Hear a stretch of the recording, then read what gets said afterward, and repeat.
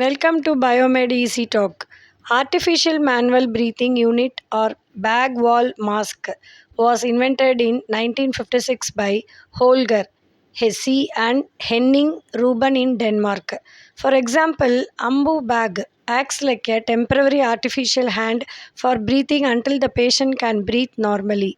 An artificial manual breathing unit bag or bag wall mask BVM operates on the principle of positive pressure ventilation. When the bag is squeezed, air or oxygen goes through a wall into the patient's lungs using a mask or tube. Parts of artificial manual breathing unit bag.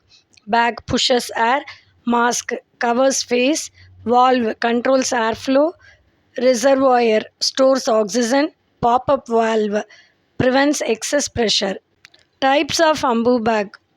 Adult ambu bag used for adults, pediatric ambu bag used for children, infant ambu bag used for babies. Based on material, disposable ambu bag single use, reusable ambu bag can be sterilized and reused. Thank you.